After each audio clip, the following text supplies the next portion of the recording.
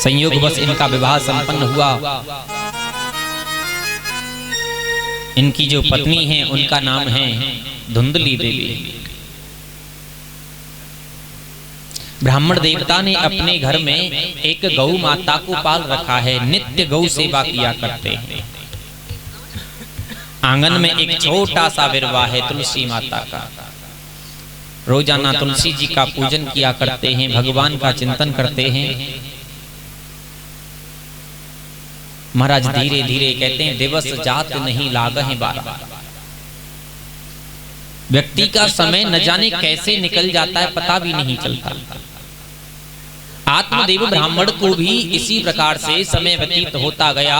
धीरे धीरे युवा अवस्था से वृद्धा अवस्था आने लगी,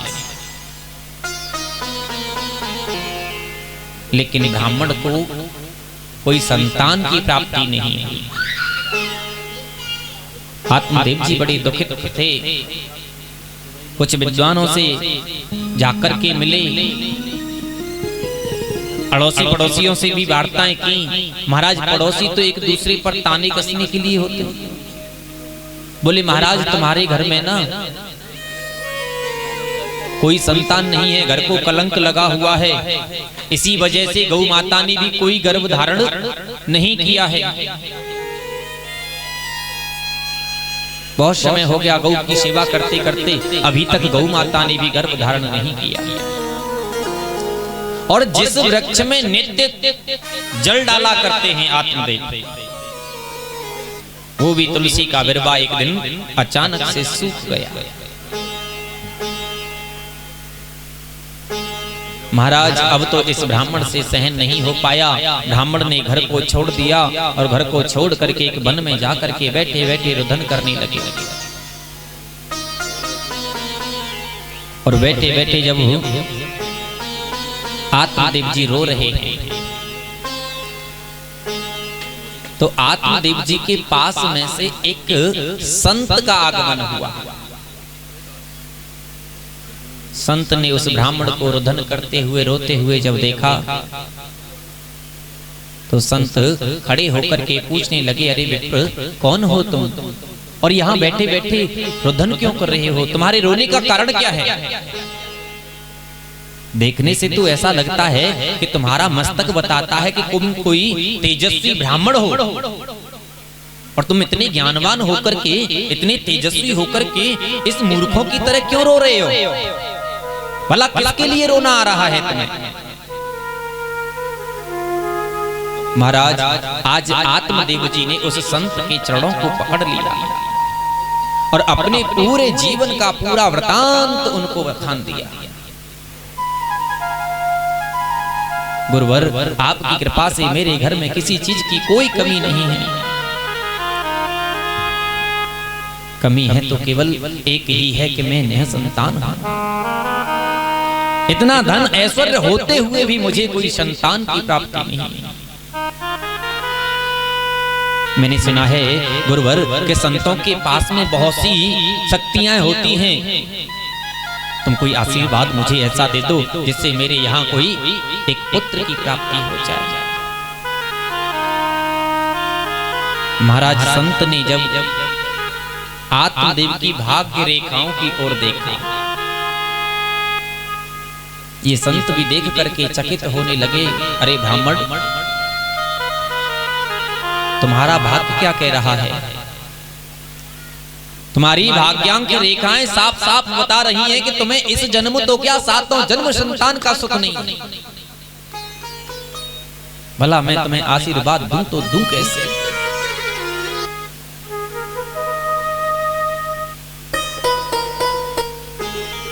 महाराज आत्मदेव जी ने संत के चरणों को पकड़ लिया। भगवान, मैंने सुना है संतों के द्वारा कुछ कर्म ऐसे करने को मिलते हैं जिनके माध्यम से हमारा भाग्य भी बदल जाता है। कर्मणा जायते जंतु कर्मणैवा विलीयते सुखम दुखम भयम खेमम कर्मणैवा विपद्यते। क्योंकि कर्म करने से ही तो भाग्य बनेगा। और जीवन के जितने भी सुख और दुख, जितने भी सार हैं, वो सब अपने एक कर्म में छुपे हुए हैं।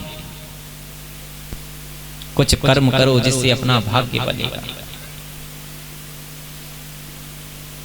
आत्मदेव जी चरणों में पड़े हुए हैं, संत से बोले, भगवान या तो आप मुझे कोई वरदान दे दो, और नहीं तो फिर मैं अपने प्राण तुम्हारे चरणों में ही तज दूंगा।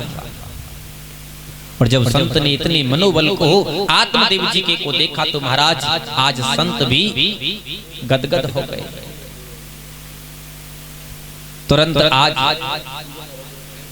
उस संत ने आत्मदेव ब्राह्मण को एक फल के स्वरूप में एक वरदान दिया।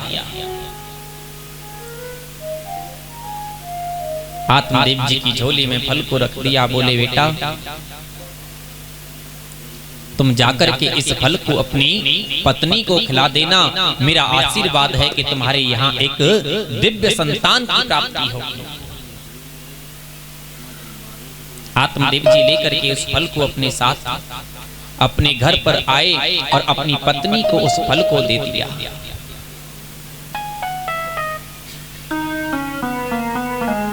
अब पत्नी ने उस फल को ले तो लिया महाराज धुंधली देवी ने, लेकिन मन में विचार कर रही हैं कि अब मैं इतनी वृद्धा अवस्था में हूँ, इस अवस्था में कैसे गर्भ को धारण कर पाऊंगी, इस अवस्था में तो बहुत कष्ट उठाना पड़ेगा। नहीं नहीं, मैं इस फल को बिल्कुल भी नहीं खा सकती,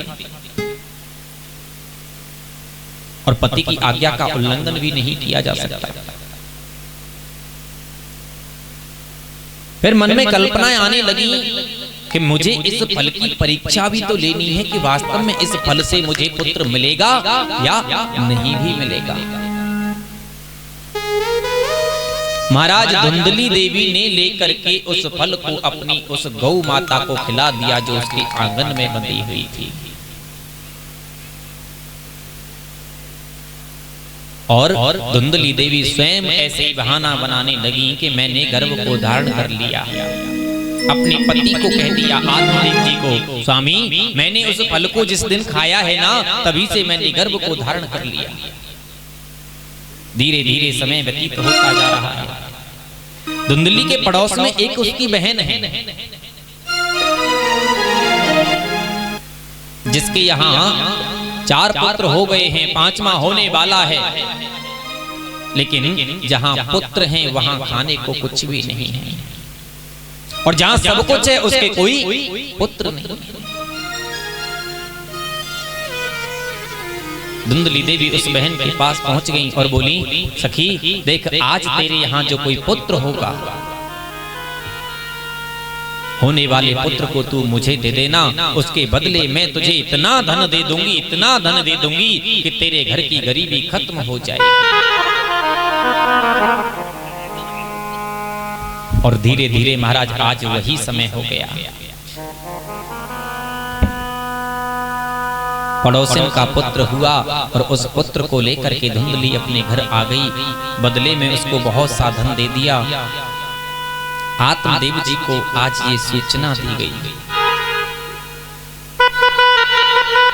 महाराज आत्मदेव जी ने जब सुना है ना कि मेरे यहाँ पुत्र हुआ है, धुंधली के माध्यम से मेरे घर एक पुत्र ने जन्म लिया है, एकदम से गदगद हो गए। आत्मदेव जी प्रसन्न होने लगे, इतनी खुशियां मनाने लगे हैं आत्मदेव जी। महाराज सब अड़ोसी पड़ोसी मिलकर के आए पुत्र को आशीर्वाद देने के लिए। और देखो कभी कभी कहते हैं प्रभु खुशी में और अपार खुशी दे देते हैं।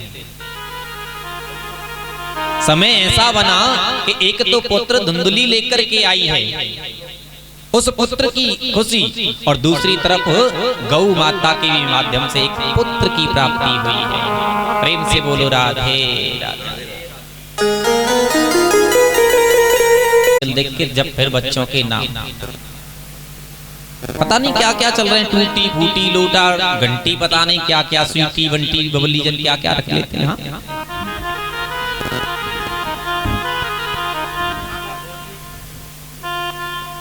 लेकिन एक बात बताओ, यथा नाम तथा गुण,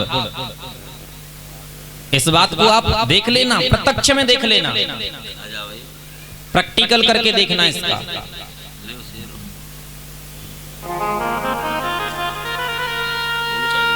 जिस व्यक्ति का जैसा नाम है उसके वैसे ही गुण है। गोकर्ण पंडितो ज्ञानी और धुंधकारी महाखल। गोकर्ण जी महाराज तो एक संत का प्रसाद था, एक इतने तेजस्वी इतने विद्वान कि महाराज जन्म से ही सन्यास लेकर के और वन की ओर चलती है, क्योंकि ये जीवन बड़ी अनमोल चीज है। ये जीवन ऐसे बार बार नहीं मिलने वाला। और गोकर्ण जैसे ही गए उसके बाद धुंधकारी अब अकेला रहता है घर पे। धुंधकारी महाखल, इतना बड़ा दुष्ट प्रवृत्ति का वो व्यक्ति महाराज धुंधकारी कि जन्म से उसने खेलना जुआ खेलना प्रारंभ कर दिया। शाम के समय निकलता है, रात्रि के 2-2 बजे लौट करके घर आता है।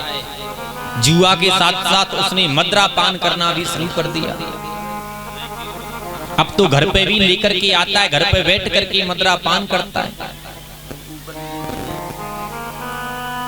धीरे धीरे समय व्यतीत होता गया। एक दिन ये सब देख करके आत्मदेव जी महाराज बैठे बैठे रोदन करने लगे, रोने लगे। क्यों? क्योंकि आत्मदेव जी ने अपने जीवन में गौ सेवा, संत सेवा, तुलसी की सेवा और भगवान का चिंतन तो किया था, लेकिन कभी दुराचार, परायण, चोरी, जुआ और मदरा का पान कभी नहीं किया था। एक स्वर्ग जैसे घर को उस धुंधकारी ने नरक बना दिया। बैठे बैठे जब धुंधकारी के इन कर्तव्यों को देख देख करके आत्मदेव रो रहे हैं, उस समय घूमते घामते गोकर्ण जी उनके पास आ पहुंचे। और गोकर्ण ने जब रोते हुए आत्मदेव को देखा, एकदम से गोकर्ण जी महाराज के भी नेत्र सृजल हो गए। पिताजी क्या बात है, क्यों रो रहे हो? तुम्हें किसी बात का कोई दुख है तो तुम मुझे बताओ, लेकिन तुम रो क्यों रहे हो? जो था महाराज सब कुछ आत्मदेव जी ने अपने पुत्र को गोकर्ण को बखान दिया। बेटा अब रोने के सिवाय मेरे पास और कुछ भी नहीं, क्योंकि एक स्वर्ग जैसा मेरा घर था और उस स्वर्ग जैसे भी घर को इस दुष्ट ने, इस दुराचारी ने नरक का अड्डा बना करके पटक दिया। जहां देखता हूं पूरे आंगन में, पूरे घर में चारों तरफ वही शराब की बोतलें नजर आती हैं। अब मन करता है महाराज कि मैं इस घर को छोड़ दूं और घर को त्याग करके कहीं दूर चला जाऊं, जहां जाकर के मैं कम से कम अपने प्रभु का नाम तो स्मरण करूंगा। लेकिन इन शब्दों को जब आत्मदेव ने कहा है तो गोकर्ण जी महाराज ने एक बात कही है अपने पिताजी से कि यह तो गति है अटपटी, झटपट लखे न कोई, जो मन की खटपट मिटे तो झटपट दर्शन हो।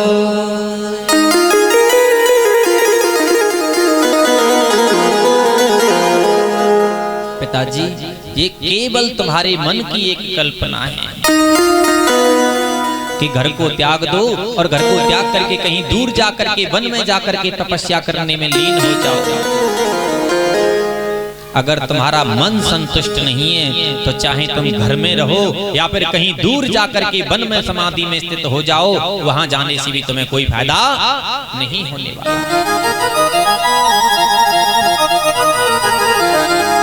यह तो गति है अटपटी, झटपट लखे न कोई, और जो मन की खटपट मिटे तो फिर झटपट दर्शन हो।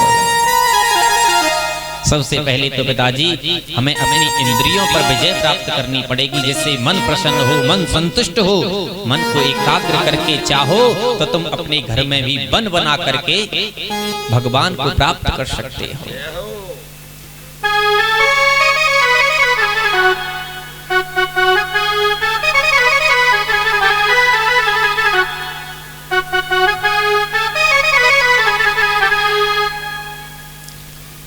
न वन में वृंदावन में फायदा,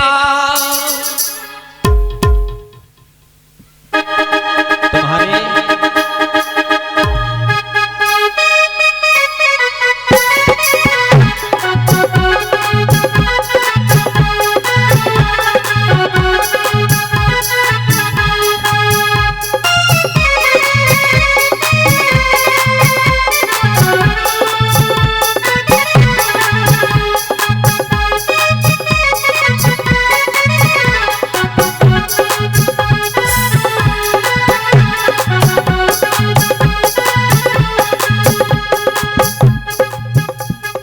वन में वृंदावन में फायदा, न वन में वृंदावन में फायदा।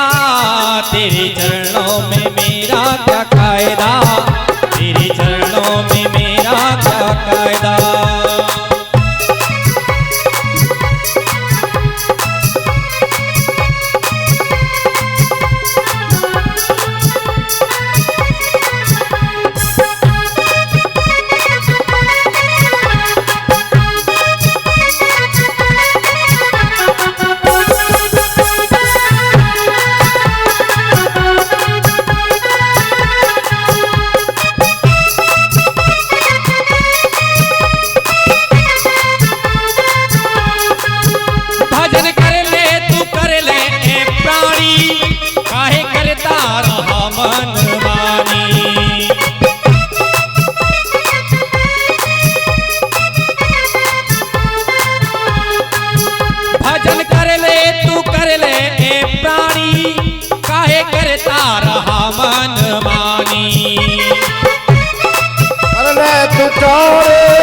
काहे करता है तू मनमानी।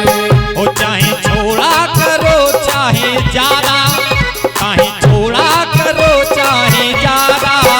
तेरे चरणों में मेरा क्या कायदा, तेरे चरणों में मेरा क्या कायदा। तेरे चरणों में मेरा तबायदा, तेरे चरणों में मेरा तबायदा। न वन में वृंदावन में फायदा, न वन में वृंदावन में फायदा। तेरे चरणों में मेरा है कायदा, तेरे चरणों में मेरा तबायदा। हरि बोल।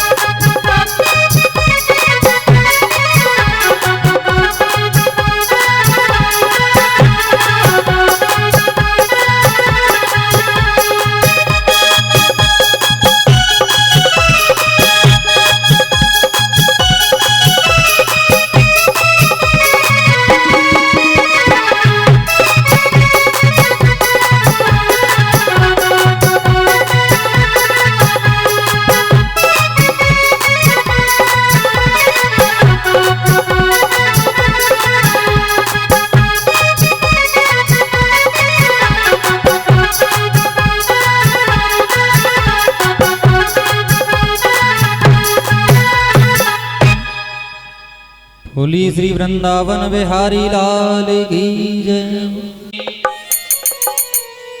मैं आयो शरण अब तेरी है। हे भैया, मेरे कर्म कुछ ऐसे बिगड़ गए जिनकी खातिर आज मैं स्वयं प्रेत बन करके अपने ही घर में भटक रहा हूँ। मम शरणम गच्छामि, मैं अब तुम्हारी शरण में हूँ, मेरी रक्षा करो, मेरी प्राण रक्षा करो भैया, मुझे मुक्ति कराओ। और रोते रोते उस धुंधकारी ने गौकर्ण से अपने भाव को कहा है कि अपने कर्म के कारण से, क्योंकि सुख भी कर्म से और दुख भी कर्म से मिलता है। अपने कर्मन के कारण से यह दुर्गति है गई मेरी है, यह दुर्गति है गई मेरी है। अपने कारण के कारण से ये दुर्गत है गई मेरी है, ये दुर्गत है गई मेरी है। गोकर्ण बचाए ले भैया रे, गोकर्ण बचाए ले भैया रे, मैं आयो शरण अब तेरी है, मैं आयो शरण अब तेरी है। गोकर्ण बचाए ले भैया रे, गोकर्ण बचाए ले भैया रे, मैं आयो शरण तेरी है, मैं आयो शरण ये तेरी है।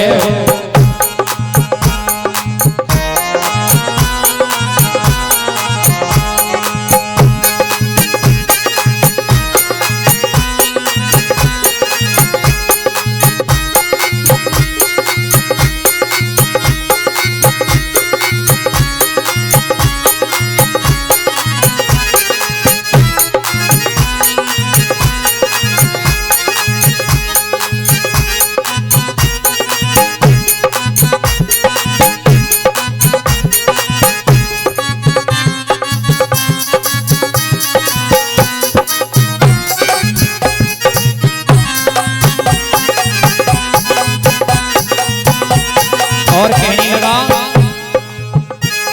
अरे जनमत नहीं मैंने धर्म कमायो,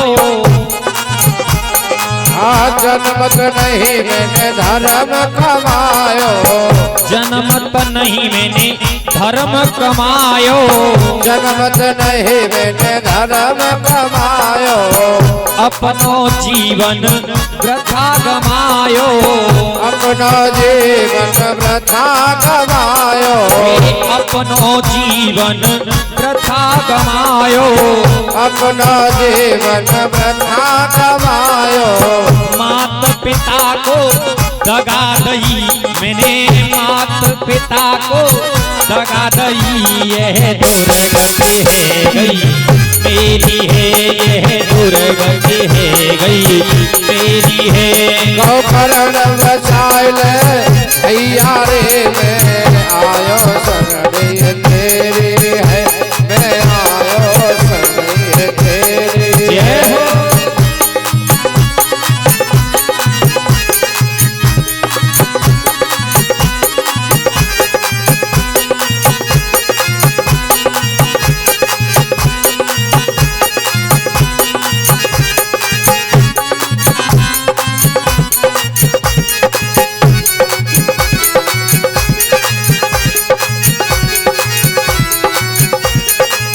और हे भाई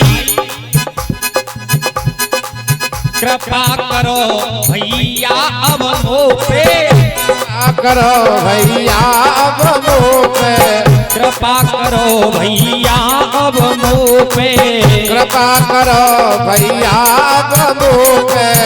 दिल की भरी धुंधकारी रोवे, दिल की भरे धुंधकारी रोवे, दिल की भरे धुंधकारी रोवे, दिल के भरे धुंधकारी रोवे। बिन सत्कर्म ना होए जग में प्राणी, बिन सत्कर्म ना होए जग में, अब काम की बनी तो मोरी है, यह दुर्गति है गई मोरी है। अपने कर्मन के कारण है, अपने कर्मन के कारण से दुर्गत अब है तेरी है। सब दशा बिगड़ गई मेरी है, सब दशा बिगड़ गई मेरी है, यह दुर्गति है गई मेरी है, यह दुर्गति है गई मेरी